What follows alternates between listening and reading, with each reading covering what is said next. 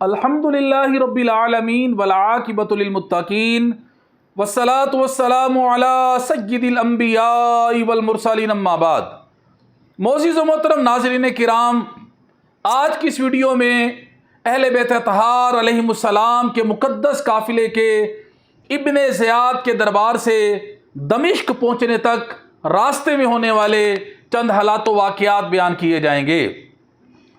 اہل بیت اطہار علیہ السلام کا جب یہ مقدس قافلہ ابن زیاد کے دربار سے ملک شام کی طرف روانہ ہوا تو راستے میں ایک شخص اپنے مکان میں بیٹھ کے قرآن کریم کی سورۃ الکہف کی تلاوت کر رہا تھا۔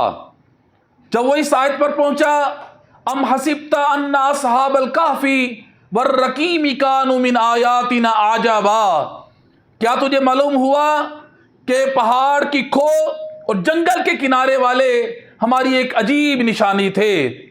تو میرے امام حسین علیہ السلام کے کٹے ہوئے سر مبارک نے اس کی تلاوت کو سنا، تلاوت کو سن کر پھر اس کی تفسیر فرمائی۔ میرے امام علیہ السلام کے سر انور سے آواز آئی، اے قرآن پڑھنے والے، ذرا ہماری طرف غور سے دیکھ، ہمارا قتل کیا جانا، قتل کرنے کے بعد ہمارے سروں کا کاٹ دیا جانا، ہمارے سر کاٹنے کے بعد ان کو نیزوں کی نوک پہ چڑھایا جانا، پھر نیزوں کی نوک پہ چڑھ کے ہمارے سروں کا تلاوت قرآن سننا، سن کر پھر اس کی تفسیر کرنا، یہ اصحاب کہف سے بھی عجیب واقعہ ہے۔ پھر جب یہ 3 دن کے بعد یہ قافلہ دوبارہ میدان کربلا سے گزرا تو اہل بیت اطہار علیہم السلام نے کیا دیکھا کہ شہداء کرام کی اجساد طیبات، ان کے مبارک جسم اسی طرح بے گور و کفن پڑے تھے۔ یہ دیکھنے کے بعد اس مقدس قافلے کی جو کیفیت ان پہ طاری ہوئی وہ زبان اس کو بیان کرنے سے قاصر ہے۔ پھر یہ قافلہ وہاں سے حران کی طرف روانہ ہوا۔ حران کے اندر ایک شخص جس کا نام ہے یحییٰ حرانی، اس کا مکان بھی تھا۔ وہ اپنی چھت پہ چڑھ کے تورات شریف کی تلاوت کر رہا تھا۔ جب سر امام علی مقام امام حسین علیہ السلام اس کے گھر کے قریب سے گزرا اور آپ کا سر انور جو نیزے کی نوک پہ تھا جب اس کی چھت کے قریب ہوا، برابر ہوا، تو امام علی مقام علیہ السلام نے قرآن کی تلاوت کی۔ یحییٰ حرانی نے جب اس طرح مڑ کے دیکھا تو دیکھتا ہی رہ گیا کہ چہرہ بھی بڑا حسین ہے، آواز بھی بڑی صحیح حسین ہے، قرآن بھی بڑا سونا پڑھ رہے ہیں۔ اس نے تورات شریف کو بند کیا اور آگے دیکھنے کے لیے جب وہ آگے آیا تو دیکھ کے وہ حیران پریشان رہ گیا کہ سر انور ہے، نیچے دڑ کوئی نہیں۔ دوڑتا ہوا نیچے آ گیا، آ کے ان یزیدیوں سے کہنے لگا یہ کس کا سر ہے؟ معاذ اللہ ثم معاذ اللہ، کہنے لگے یہ باغی کا سر ہے، معاذ اللہ۔ یحییٰ کہنے لگا اس کا نام کیا ہے؟ وہ کہنے لگے اس کا نام حسین ہے۔ یحییٰ پوچھنے لگا اس کی ماں کا کیا نام ہے؟ وہ یزیدی کہنے لگے ان کی ماں کا نام فاطمہ بنت محمد صلی اللہ علیہ وسلم ہے۔ وہ کہنے لگا اس کے باپ کا کیا نام ہے؟ وہ یزیدی کہنے لگے اس کے باپ کا نام علی ہے۔ یحییٰ کہنے لگا جنہیں شیر خدا کہا جاتا ہے؟ وہ کہنے لگے ہاں شیر خدا کا بیٹا ہے۔ تو یحییٰ کہنے لگا پھر یہ کیوں نہیں کہتے کہ ہمارے نبی کے نواسے کا سر ہے؟ یحییٰ کہنے لگا او ظالموں، اگر تمہاری جگہ عیسائی اور یہودی ہوتے تو کبھی بھی اپنے نبی کے نواسے کو قتل نہ کرتے، تم وہ مسلمان ہو کہ جنہیں دیکھ کے شرمائے یہود۔ پھر یحییٰ نے امام علی مقام کے سر انور سے مخاطب ہو کے عرض کی حضور اے سر حسین، آپ گواہ ہو جائیں کہ میں آپ کے نانا جان کا کلمہ پڑھ کے مسلمان ہوتا ہوں۔ اگر آپ کے نانا جان سچے رسول نہ ہوتے، ان کا دین برحق نہ ہوتا تو آپ کبھی بھی نیزے کی نوک پہ چڑھ کے قرآن کی تلاوت نہ کرتے۔ یہ کہا اور یحییٰ حرانی کلمہ پڑھ کر مسلمان ہو گیا۔ اس نے بہت سے تحفے تحائف اہل بیت اطہار کی خدمت میں بطور نذرانہ پیش کیے، کپڑے پیش کیے، اپنی دستار امام زین العابدین کی بارگاہ میں تحفہ پیش کی۔ جب یزیدیوں نے یہ معاملہ دیکھا، اس کا کلمہ پڑھنا دیکھا، اس کو سنا، اہل بیت اطہار کے ساتھ اس کی یہ محبت و عقیدہ دیکھی، یزیدی آگ بگولا ہو گئے۔ وہ کہنے لگے اس یحییٰ کو کہ تو بھی حکومت کے باغیوں کی حمایت کرتا ہے۔ یحییٰ کہنے لگا معاذ اللہ یہ باغی نہیں ہے، بلکہ میں نے حق کو دیکھ کر حق کی حمایت کر رہا ہوں۔ اس کے بعد ان کی لڑائی شروع ہو گئی۔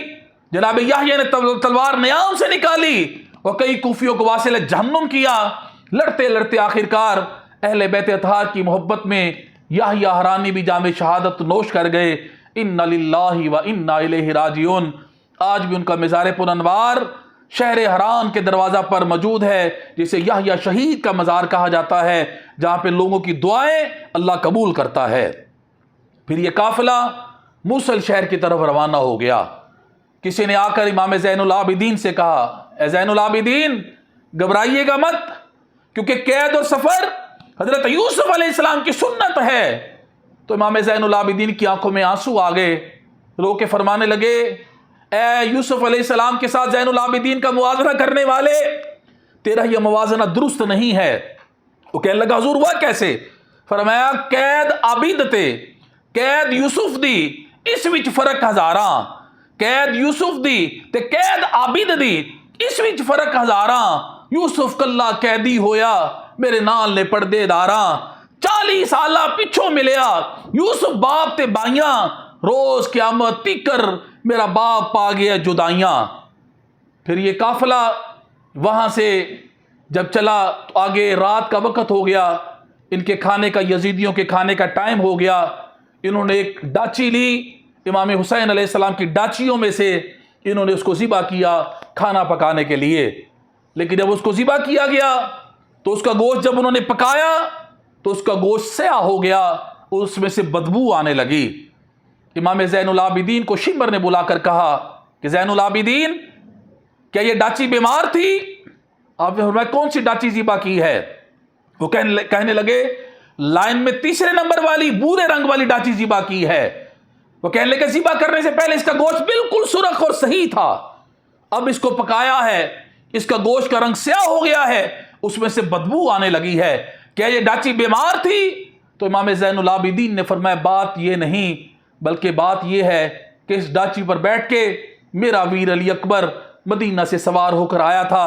اللہ کی رحمت نے یہ گوارا نہ کیا کہ ڈاچی پاکوں کی ہو، سواری پاکوں کی ہو اور خوراک پریتوں کی بن جائے، اس لیے اس کے گوشت کا یہ حال ہو گیا ہے تاکہ اس پاک سواری جو تھی جس پہ میرا ویر علی اکبر بیٹھ کے آیا تھا اس کا گوشت تم نہ کھا سکو۔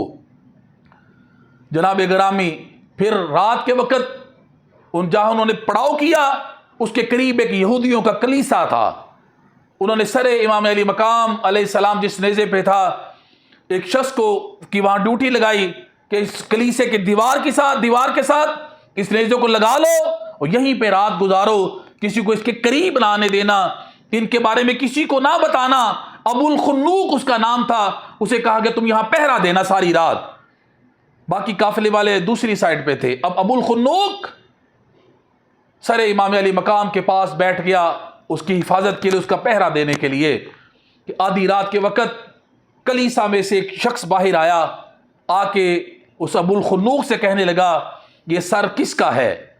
ابو الخنوق کہنے لگا مجھے اجازت نہیں اس کے بتانے کی۔ وہ کلیسے والا شخص کہنے لگا میرے کان میں بتا دو، اس وقت کون یہاں پہ کوئی دیکھ رہا ہے، میرے کان میں بتا دو۔ وہ کہنے لگا میں نہیں بتاؤں گا۔ وہ کہنے لگا کہ تم مجھ سے جتنے پیسے مانگتے مجھ سے پیسے لے لے، بتا یہ کس کا سر ہے۔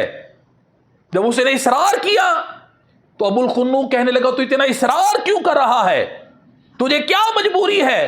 تو کلیسے والا شخص کہنے لگا کہ میں اپنے کلیسے کے اندر تھا، میں نے کیا دیکھا، اس سر انور سے ایک نور نکل کر آسمان تک بلند ہو رہا ہے، وہی نور میرے کلیسے کے روشن دانوں سے میرے کلیسے کے اندر بھی آ رہا ہے، اس لیے میں حیران ہوں کہ کس ہستی مبارک کا سر پاک ہے۔ وہ کہنے لگا ان کا نام اس سر والی ہستی کا نام مبارک سر جن کا ہے امام حسین ان کا نام ہے۔ وہ کہنے لگا، کلیسے والا شخص کہنے لگا کہ 10,000 دینار مجھ سے لے، ایک رات کے لیے مجھے یہ سر دے دے۔ دنیا کے لالچی لوگ تھے، اس نے 10,000 دینار لیا، اس سر امام علی مقام امام حسین علیہ السلام اس شخص کو دے دیا۔ اب وہ کلیسے کے اندر لے گیا، جا کے اس نے اندر سے تالا لگا لیا۔ ایک اس کے پاس صندوق تھا، میز تھا سندل کی لکڑی کا بنا ہوا، اس پہ اس نے امام علی مقام کا سر انور رکھا اس طریقے سے کہ سر انور اوپر تھا اور بال مبارک میرے امام کے پیچھے لٹک رہے تھے۔ اس نے بالوں میں کنگھی کی، اس نے اس کو خوشبو لگائی، جو مٹی جمی تھی، مٹی گرد وغیرہ تھی، اس کو اس نے صاف کیا، جو خون جمع ہوا تو اس نے اس کو صاف کیا۔ پھر میرے امام علیہ السلام کے سر انور کو کبھی وہ چومتا ہے، کبھی سینے سے لگاتا ہے، کبھی روتا ہے، کبھی آہیں بھرتا ہے، کبھی پیار کرتا ہے۔ رات گزرتی گئی، تہجد کا وقت آ گیا، میرے امام کے ہونٹ ہلے، میرے امام کے ہونٹ جب ہلے تو آواز آئی، سبحان ربی الاعلی، سبحان ربی الاعلی، سبحان ربی الاعلی۔ وہ حیران پریشان ہو گیا کہ کٹے ہوئے سر سے آثار زندگی، قوت زندگی، آثار زندگی، جب اس نے زندگی کے یہ آثار دیکھے حیران پریشان ہو گیا۔ کہنے لگا امام علی مقام، میں آپ کے سر انور کو گواہ کر کے کہتا ہوں، اس وقت میرے اور آپ کے یہاں کوئی موجود نہیں، میں آپ کے سر انور کو گواہ کر کے کہتا ہوں کہ میں آپ کے نانا جان کا کلمہ پڑھ کے مسلمان ہوتا ہوں۔ اس نے کلمہ پڑھا اور مسلمان ہو گیا۔ صبح ہو گئی، اب اس نے وعدے کے مطابق وہ سر واپس کرنا تھا، اس کا دل تو نہیں چاہ رہا تھا، لیکن اس نے جب وہ سر مبارک واپس کیا تو ساتھ وہ کلمہ بھی نبی پاک کا پڑھ رہا تھا۔ جب وہ کلمہ پڑھا تو شمر کہنے لگا کہ تجھے کلمہ کہاں سے مل گیا؟ ہم نے تو کلمہ پڑھ کے ان کے سر کو کاٹا ہے، تجھے کلمہ کہاں سے مل گیا؟ وہ کہنے لگا اسی سر والے سے مجھے کلمہ ملا ہے۔ وہ کہنے لگا کہ ہم نے ان کے سر کو کاٹا، ہمیں تو کچھ نہیں ہوا۔ وہ کہنے لگا یہ اپنے اپنے مقدر کی بات ہے، کئی کلمہ پڑھنے والے ان کے سر کو کاٹ کے مردود ہو گئے، کئی کلمہ پڑھنے والے ان کے سر کو کاٹ کے مردود ہو گئے، اور کئی ان کے کٹے ہوئے سر کو چوم کر خدا کے محبوب ہو گئے۔ اس نے کہا یہ اپنے اپنے مقدروں کی بات ہے۔ جب وہ 10,000 دینار لے کے چلے تو راستے میں انہوں نے جب وہ دینار کھولے تو وہ ٹھیکریاں بن چکی تھی۔ ان کی ایک سائڈ پہ قرآن کی ایک آیت، دوسری سائڈ پہ دوسری آیت لکھی ہوئی تھی۔ ایک آیت لکھی تھی وَلَا تَحْسَبَنَّ اللَّهَ غَافِلًا عَمَّا يَعْمَلُ الظَّالِمُونَ، اور اللہ کو ظالموں کے کردار سے غافل نہ جاننا۔ دوسری طرف یہ آیت مبارکہ لکھی تھی وَسَيَعْلَمُ الَّذِينَ ظَلَمُوا أَيَّ مُنْقَلَبٍ يَنْقَلِبُونَ، اور ان قریب ظالم جان لیں گے کہ کس کروٹ پر اب وہ پلٹا کھائیں گے۔ پھر یہ قافلہ چلتا چلتا دمشق کی طرف روانہ تھا، راستے میں شہر مامورہ آ گیا۔ شہر مامورہ کا حاکم، اس کا نام تھا عزیز بن ہارون، وہ یہودی تھا۔ وہ بھی رات سویا، اس کی خواب موسیٰ علیہ السلام تشریف لے کر آئے۔ آ کے بڑے موسیٰ علیہ السلام کو اس نے دیکھا، اب بڑے مغموم، بڑے پریشان تھے۔ عزیز بن ہارون موسیٰ علیہ السلام کی بارگاہ میں عرض کرتا ہے حضور آپ پریشان کیوں ہیں؟ تو موسیٰ علیہ السلام نے فرمایا عزیز، نبی کریم صلی اللہ علیہ وسلم کے نواسے امام حسین اور ان کے رفقا، ان کے اعزاء اقربا کو شہید کر دیا گیا ہے۔ ان کے سر انور صبح تیرے اس شہر کے قریب سے گزریں گے، امام حسین کی آزاد کردہ لونڈی شیری تیرے دروازے پر آئے گی تو ان کی خدمت کرنا اور سر حسین کو میرا سلام پہنچانا۔ عزیز بن ہارون کہنے لگا کہ جناب موسیٰ علیہ السلام کیا محمد صلی اللہ علیہ وسلم اللہ کے سچے رسول ہیں؟ تو موسیٰ علیہ السلام نے فرمایا وہ ہم سب نبیوں کے بھی رسول ہیں، ان پر ایمان لانے کے بعد اللہ نے ہم سے لیا ہے، جو ان کا انکار کرے گا وہ جہنم میں جائے گا۔ اس کے بعد صبح ہو گئی تو شیری جو امام حسین کے آزاد کردہ لونڈی تھی، انہوں نے اہل بیت اطہار کی خدمت میں کی حضور میرے پاس کچھ زیور ہے، اگر آپ اجازت دیں تو اس کو بیچ کر میں کچھ کپڑے وغیرہ لے آؤں۔ اس کے اصرار پر اس کو اجازت دے دی گئی۔ جب شیری اس شہر مامورہ کے دروازے پہ آئی، دیکھا کہ دروازہ بند تھا۔ ابھی اس نے دستک دی کہ اتنی دیر میں عزیز بن ہارون بھی دروازے پہ پہنچ چکا تھا۔ اس نے آواز دے کے کہی کہ شیری ٹھہر جا، میں دروازہ کھولتا ہوں۔ دروازہ کھلا، شیری حیران ہو گئی، اس کو میرا نام کس نے بتا دیا ہے؟ عزیز بن ہارون نے سارا شیری کو واقعہ سنایا، پھر تحفے تحائف لے کے، کپڑے لے کے امام علی مقام علیہ السلام کے جو خانوادہ مبارک تھا امام زین العابدین کی بارگاہ میں تحفے تحائف پیش کیے، اور سر امام علی مقام علیہ السلام کو جا کے حضرت موسیٰ علیہ السلام کا سلام کہا۔ جب حضرت موسیٰ علیہ السلام کا سلام امام علی مقام کی بارگاہ میں عزیز بن ہارون نے عرض کیا تو میرے امام علیہ السلام کے سر انور سے ان کے سلام کا جواب آیا، تو عزیز بن ہارون بھی فوراً کلمہ پڑھ کے مسلمان ہو گیا۔ پھر یہ قافلہ چلتا چلتا دمشق پہنچ گیا۔ جب دمشق میں یہ قافلہ پہنچا، دمشق کے بازار کے اندر، جسے آج کل اس بازار کا نام سوق حمیدیہ ہے، چھتا ہوا ہے آج کل سارا، وہ اس بازار میں یہ قافلہ پہنچا، لوگوں کا ہجوم ہو گیا، لوگ چھتوں پہ چڑھ گئے اس قافلے کو دیکھنے کے لیے قیدی سمجھ کر، کیونکہ ان بدبختوں نے یہ اعلان کروا دیا تھا کہ حکومت کے باغیوں کے سر آ رہے ہیں۔ لوگ حکومت کے باغی معاذ اللہ سمجھ رہے تھے، اور ان قیدیوں کو معاذ اللہ دیکھنے کے لیے لوگ گھروں سے باہر نکل آئے۔ اپنی اپنی چھتوں پہ چڑھ گئے۔ ایک بوڑھی ضعیف عورت نے جب یہ قافلے کو دیکھا تو اس نے دیکھا کہ بے وطن بھی ہیں، قیدی بھی ہیں، پریشان حال بھی ہیں، بھوک بھی ہے، پیاس بھی ہے، تو ضعیف عورت نے، جو بوڑھی عورت تھی، اس نے اپنے گھر سے پانی بھیجا، کھانے کے سامان بھیجا، کچھ کپڑے بھیجے، کچھ دوپٹے بھیجے اہل بیت اطہار کی خدمت میں۔ جب سیدہ زینب سلام اللہ علیہا نے یہ سارا منظر دیکھا، اس ضعیفہ خاتون کو بلا کے فرمایا، اے بی بی، تو کیا سمجھ کے ہمارے ساتھ یہ حسن سلوک کر رہی ہے؟ کوفہ سے لے کے دمشق تک ہمیں کسی نے نہیں پوچھا، لیکن تو کیا سمجھ کے ہمارے ساتھ یہ صلہ رحمی کر رہی ہے، یہ حسن سلوک کر رہی ہے، ہمارے ساتھ یہ نیکی کر رہی ہے؟ اس نے کہا، بی بی، مجھے بس اتنا یاد ہے کہ جب میری چھوٹی عمر تھی، وائل عمر، تو میں چھوٹی عمر میں سیدہ زہرا پاک کی مدینہ منورہ میں خادمہ تھی، میں سیدہ زہرا پاک کی گھر کی نوکرانی تھی، ان کے بچوں کی میں خدمت گزار تھی۔ تو جب سیدہ کائنات کا ظاہری زندگی کا آخری وقت آیا تو میں نے سیدہ کی بارگاہ میں ہاتھ جوڑ کر عرض کی، بی بی، مجھے کو وصیت کریں جس پر میں ساری زندگی عمل کرتی رہوں۔ سیدہ کائنات سلام اللہ علیہا کو پتا تھا کہ یہ عورت دمشق کی رہنے والی ہے۔ آپ نے اسے وصیت کی، بی بی، کہ جب تیرے شہر سے کوئی قیدی گزرے تو ان سے اچھا سلوک کرنا، ان سے نیک سلوک کرنا۔